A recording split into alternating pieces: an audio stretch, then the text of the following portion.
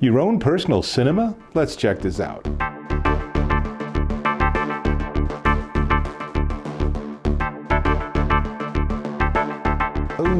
Oh, hang on. Dave Taylor here, and I'm checking out this. This is the Goovis LITE Personal Mobile Cinema, and it's pretty amazing. Now, you're looking at it, and you might be thinking, oh, it's a virtual reality headset, but it's not. There are no motion sensors in this. It's really designed to be essentially like a little movie theater that only you can see. And it's a pretty amazing bunch of technology, and all the optics and stuff are really cool. So when you have this on and you have it plugged into an HDMI source, it's as if you had your own personal cinema, like literally like a movie theater with this huge screen just a foot or two in front of you, and it just looks crystal clear, and it's really cool. And the way they get that to like mess and like trick your mind is really quite remarkable. Now, I got a lot going on here, so let me just clear off some space. You can see the packaging for the personal mobile cinema, and then I also have the Goovis Portable Media Player. That's this unit. We'll get to that in a minute, but I'm just going to get these boxes off of here so we have some space. Cool. Now, the unit itself features, and you're going to think, what the heck, man? It's two 0.49-inch AMOLED displays inside of here, and each of them is running 1920 by 1080, but since they're so small, that's a half an inch, it's the tiny, tiny little screen, it gives you 4,496 pixels per inch, which means it's a really, really crisp screen. It's just really, really tiny. But with the optics and with this having, the screen literally maybe 2 or 3 inches from your eye, what your brain interprets is that you have this like 100-inch TV that's just a couple of feet away from you. It's a remarkable experience. I wish I could show you. In fact, you can see here, I tried to capture some of the video through the eyepiece, and it's really, really hard to do that, if not completely impossible, because the way a camera captures video is different to the way our eye works. So I tried. So it's actually pretty simple to work with. There's a strap so you can put it on your head, as I had, and then once you have that, there's a padded forehead rest, and then you can tilt it up if you actually want to like interact with your device or talk to someone or something. And then when you're done, you just tilt it back down, and it essentially cuts out everything. So on the inside, it's padded all the way around. There's actually a sensor on the top of your nose piece here that lets it turn the screen off when you have it tilted up. So if you put it down or you tilt it up and the screen turns off, don't worry, it's supposed to do that. It has adjustable brightness, and on the bottom, as you can see here in this close-up, it has 7 brightness steps. It allows you to switch between 2D and dual screen 3D, but you need a 3D source to be able to work with that. And then there's a ton of optical modifications you can make to have it work perfectly with your eyes. Now, I don't have 20/20 vision, so that worked out really well. You can change the interpupillary distance from 56 millimeters to 72 millimeters. That's the distance between the center of your pupils. If you're nearsighted, it can adjust from 0 to -7 diopters. And if you're farsighted, it can adjust from 0 to +2 diopters. That's all done with the dials and the slides on the bottom. Basically, you put it on, they have a screen that you can see lines and edges and corners, and then you just adjust that to get it to be the best you possibly can for your eyes. This does mean that if you are doing any vision correction, you really don't want to be moving it between multiple users, unless you all coincidentally happen to have exactly the same prescription. You probably don't. Now, the other end of this wire, this is a hard wire, it is not something you can unplug or replace, is the HDMI. And it is actually HDMI plus power, which is kind of cool, but most devices that have HDMI don't push out power on that connection. So it also comes with this adapter, which you're going to need if you plug it into your PC, if you plug it into, I actually plugged it into my phone. I'll talk about that in a minute. But basically you plug this HDMI into this adapter included, And now you have regular old HDMI and USB-A, which you can use for power. So this means that in addition to it being like a little movie screen, it can be a computer screen. It also means you can use it for all your favorite video game systems, Xbox, PlayStation, you know, the Switch, whatever. Imagine just putting on your headset and it's a really immersive experience. Again, not VR, it's not virtual reality, it's just an immersive, completely private personal mobile cinema. Now, on the other edge is a 3.5 millimeter audio jack, so you can plug in any gear. It comes with nothing, but even El Cheapo little earbuds work just fine. And again, it's really immersive. It's so immersive that you really need to be sitting down safe, because if you try to walk around with this on, you are absolutely going to hurt yourself. There's no way around it. Now, it is using an older HDMI spec. This is HDMI 1.4A, which is a bit of a bummer.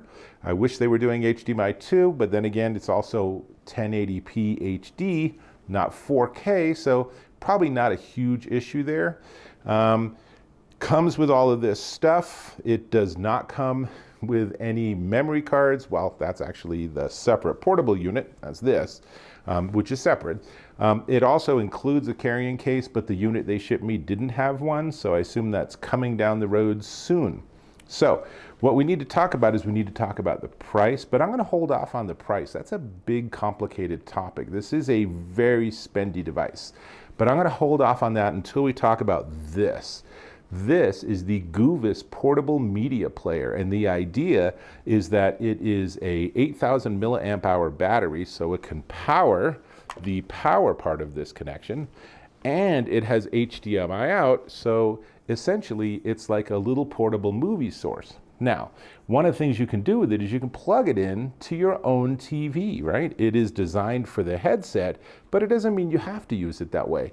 So I plugged it into my studio TV, and let me walk you through the experience of using it at its most basic. You can see this is the main screen, and let's go over to online video. And yes, it's on my television, but that's okay. And I can get to Netflix, and the signal it puts out is really clean. It looks really good on my Vizio, but the scrolling is a bit problematic. So let's go back and switch to local video. And now there's internal, TF or micro SD, and USB. And I happen to have the new series Blade Runner Black Lotus, and man, it's really cool. It's sort of an animated sequel to Blade Runner, not Blade Runner 2049, but part of that same universe. And you can see this is really eminently watchable. It's a really straightforward, simple interface, but I don't have rights to broadcast that. So let's back up again. And you can see there's a file manager depending on how you've connected to get to your files. And there's also settings, Wi-Fi, Bluetooth, touchpad, fan speed, and clarity adjustment if you need to. I didn't find the need to go near that. And then down on the very bottom, my apps, you can see I've installed a couple, even though the tracking doesn't work right. And then we can go to system settings.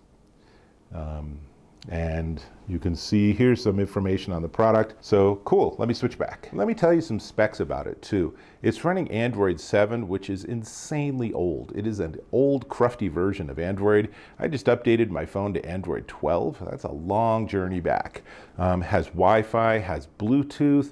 That 8,000 milliamp hour battery will give you 8 to 10 hours of playback. So together, if you put some content on this, which is what I would highly recommend, then that gives you a lot of plane flying time. You know, you could easily watch the entire Matrix trilogy without having to worry about the battery charge.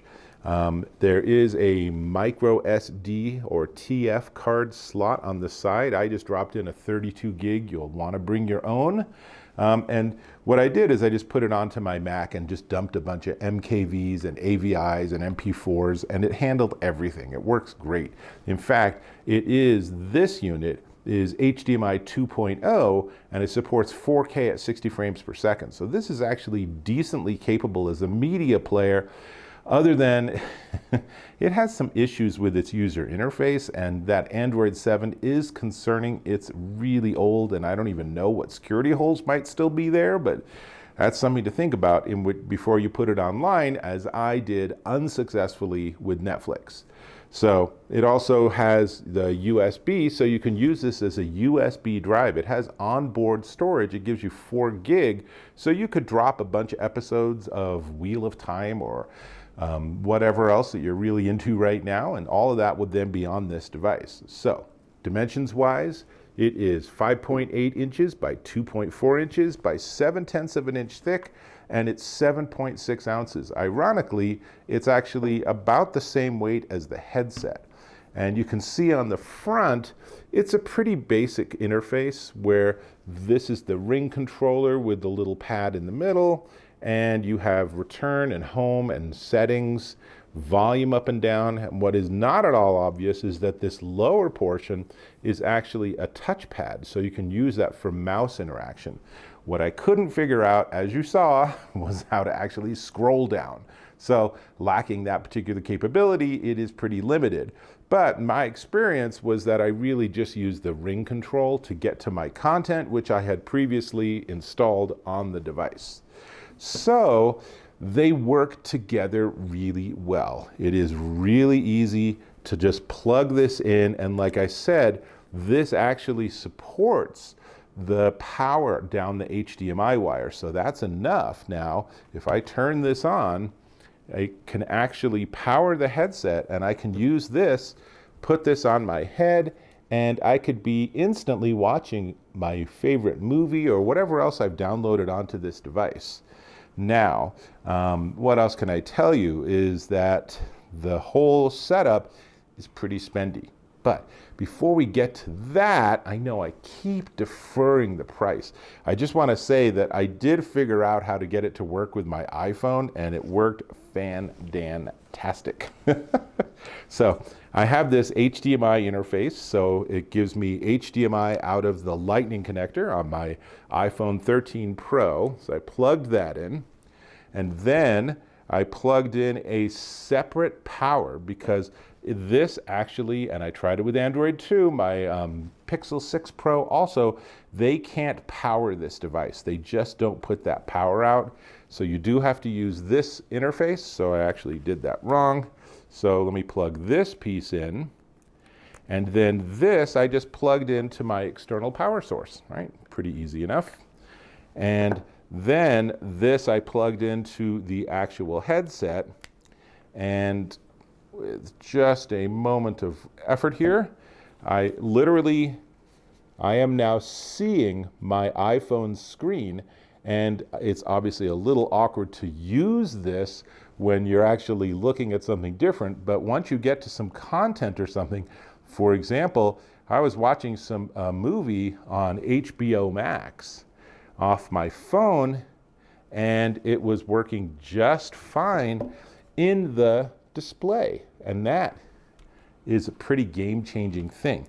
And the reason I wanted to talk about that first is because by using these devices, I essentially bypass the need for this, and I get a far, far more capable device. So, you know, how much different content can I play off my phone? Oh, I don't know, all of it?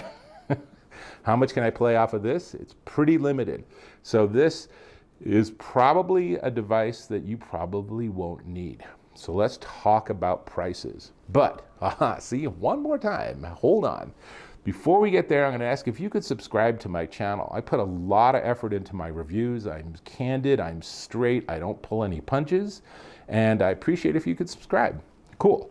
Now, let's talk about this first. This is the Goovis LITE Personal Mobile Cinema, and it's $749 marked down to $449 with an additional 5% discount if you sign up for their email newsletter, dropping it down to $426 at goovis.net. $426 is still pretty spendy. It is a gorgeous display. It is crystal clear. It is a pleasure to watch content on this. It's very cool. I mean, really very cool. But $426 is a lot of money for the ability to have a private display. And it doesn't do VR, it doesn't support any VR, it doesn't have any motion sensors. It has the significant limitation of this being a hardwired HDMI cable. So if this went bad, this connection went bad, you're out of luck. You can't like pop it out and put a new one in. So I think all of those are problematic. It is comfortable. Like I said, I can't say enough about how beautiful that display is. And it blows my mind that that tiny screen that's less than a half an inch is enough to fill my vision and give me a really beautiful display. So this is, if you got a lot of coin and you're on a lot of like long journeys on airplanes or trains, or you want to just like go to work and just have your display in front of you and put on some music or something, this is a really interesting option. You know, it's really honestly like getting a whole nother display and everything. Now, obviously, if you're using this as your monitor or something, you can't look down and see your keys on your keyboard, so you better be a good typist. But the flip side is that this, the Goovis Portable Media Player, $249 down to $224, minus 5%, $212 at goovis.net. This is a device that I'm not sure there's really much of a purpose for. It's an interesting idea. I think if they could have more onboard storage, bring it up to Android 12 and maybe run Android TV on it and figure out that whole scrolling issue, then this becomes an interesting device because I hooked this up to a TV.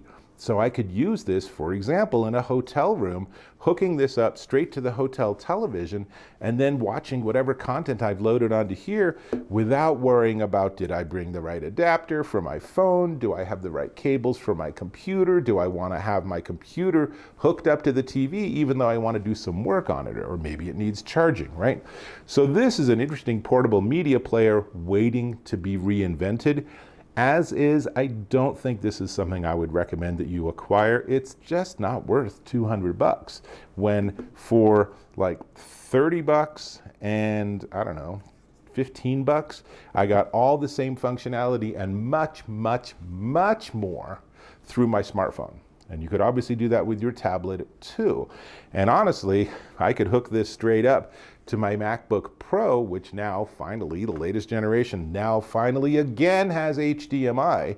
And I tried it. So with the adapter, I could definitely have, you know, the HDMI coming off of my computer. And then this ended up, I needed a USB-C adapter, but I plugged those both in and boom, I was watching my computer screen on this. And that was really sweet because it's like, wow, that's a really big monitor. And since it's so crystal clear, you can absolutely read content and do coding or whatever it is you need. Again, you can't look at your keyboard, so you better be pretty good at that. So that's what I got. This is really a cool toy, a really neat device to check out if you have some spare coin. This one, maybe the next generation will be worth that. But overall, super interesting experience. I hope you found this valuable and helpful for you, and I will hope to catch you, virtual or otherwise, in my next video.